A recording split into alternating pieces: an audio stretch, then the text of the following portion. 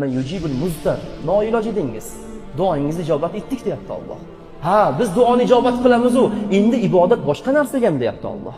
Qiynalgan paytlaringiz bor edi. Onangiz kasal edi, oldi yig'lab Allohim shifo ber deb yig'ladingiz. Shifo berdik onangizga. Onangiz tuzalib ketdi. Endi ibodat qilmayapsiz deyapti Alloh. Otangiz ham kasal edi, Allohim otam dedingiz. Allohim otamga yordam ber dedingiz. Biz yordam berdik otangizga. Otangiz chopqillab mana ketdi namozlarga, lekin siz birga chiqmayapsiz namozga deyapti.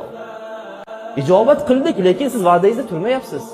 Bolangiz kasal edi, jarrohlik bo'limida edi, boshqa davlatlarda edi. Jamoatdan duo so'radingiz, kechalar yig'ladingiz, tahajjudlarda turdingiz. Shifo berdik. Tahajjudga turmay qo'ydingiz keyin. Bomdodga chiqmay qo'ydingiz keyin. Xuftamni ko'rmay qo'ydingiz keyin. Allohni eslamay qo'ydingiz. Zikrlar faqat boshingizga musibat tushganda edi. Mustar holatingizda edi. Ha, biz sizga adolatsizlik qilmadik. Biz endi kerak bo'lib qoldikmi demadik. Mustar holatingizdan duoni ijobat qilaverdik. Ibodat qilmasangiz ham duoni ijobat qilaverdik. Ayting endi, Alloh yaxshimi yoki duoni eshitib ham ko'rmaydigan but sanamlar yaxshimi?